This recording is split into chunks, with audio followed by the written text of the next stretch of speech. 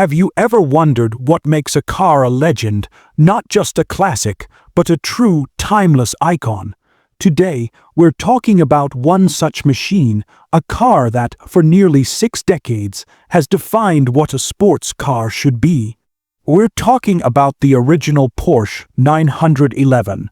Why, after all these years, is it still considered perfect? Let's dive in. Picture this, it's 1964. The world is changing, music is evolving, and on a stage in Frankfurt, a car is unveiled that would change the automotive world forever. This wasn't just another car, it was the Porsche 911. At first glance, its design is deceptively simple. Those iconic round headlights, the sloping roofline, the wide rear hips. It's a shape you can recognize from a mile away. Ferdinand Butzi of Porsche, the designer, didn't just create a car, he sculpted an identity. This shape wasn't just for looks, it was pure function. It was aerodynamic, compact, and it set the template for every single 911 that would follow. Think about it, how many other cars have kept their core design language so consistent for so long? It's a testament to getting it right the first time. Now, let's get to the heart of the matter, literally. The engine, placed in the rear behind the back axle. In the 1960s, this was a quirky, almost rebellious choice. Most sports cars had their engines up front, but Porsche stuck to their guns, refining the rear engine layout that started with the Beetle and the 356. What did this mean for the driving experience? It meant everything.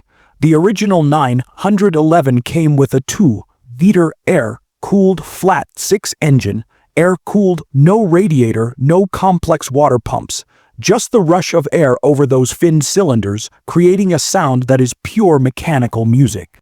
That distinctive metallic rasp of a classic air-cooled 911 is something every car enthusiast needs to experience. It's a raw, unfiltered symphony that connects you directly to the machine. The initial models produced around 130 horsepower. Now, that might not sound like much by today's standards, where family sedans have double that, but in a car that weighed next to nothing, it was electrifying.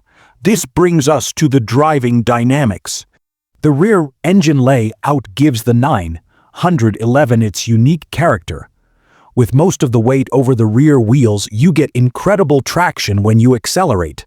The car just squats and goes, but it also presents a challenge. In the corners, if you're not smooth, that weight can swing around like a pendulum. This is what people talk about when they mention the 911's tricky handling. But here's the secret, it wasn't a flaw, it was a feature. It demanded respect, it demanded skill, taming an early 911, learning how to use that weight transfer to your advantage, to pivot the car through a corner. That was the reward, it made you a better driver. It wasn't a car that you just drove, it was a car you partnered with, a true driver's car in every sense of the word. Step inside and the philosophy of form follows function continues. The cockpit is minimalist and driver-focused. You're greeted by a big central tachometer right in your line of sight. Porsche was sending a clear message. The engine's revs are the most important piece of information. The speedometer and other gauges are secondary. The driving position is low, long, and perfect. The thin, rimmed steering wheel feels delicate but gives you so much feedback from the road. You feel every bump, every change in the surface. There are no screens, no driver aids, no distractions. It's just you, the car, and the road.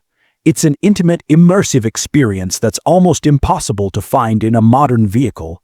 And let's not forget the practicality. For a high-performance sports car, the 911 was surprisingly usable. It had a small front trunk and 2 tiny rear seats, often called +2 seating.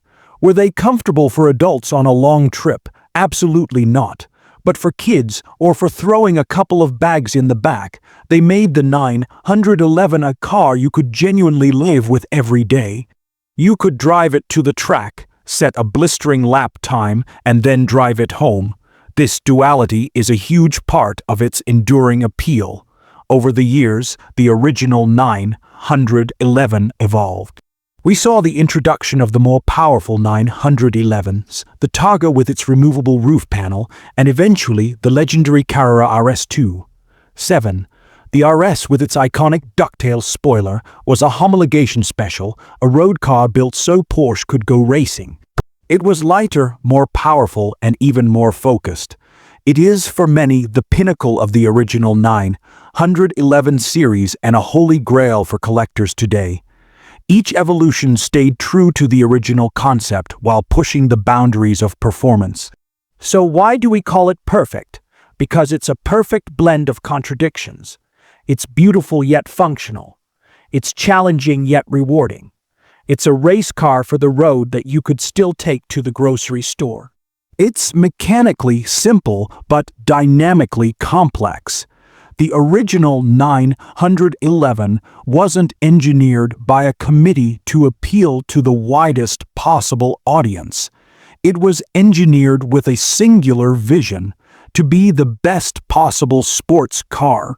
It forces you to be engaged, to pay attention, to learn. Driving one isn't a passive experience, it's an event. Today, the legacy of the original 911 is stronger than ever. It's the foundation upon which every subsequent generation has been built. Even in the latest water-cooled, tech-filled 911, you can still see and feel the DNA of that first car from 1964. The shape is there, the rear engine layout is there, and most importantly, the driver-focused philosophy is still there. The original Porsche 911 is more than just a car. It's a masterclass in design and engineering. It's a cultural icon that represents an era of raw, analog performance. It's a car that doesn't just get you from point A to point B. It makes you feel alive on the journey. And that, right there, is the very definition of perfection. It's not about having the most horsepower or the fastest 0 to 60 time. It's about the feeling, the sound, the connection. It's an experience that, even today, remains unmatched.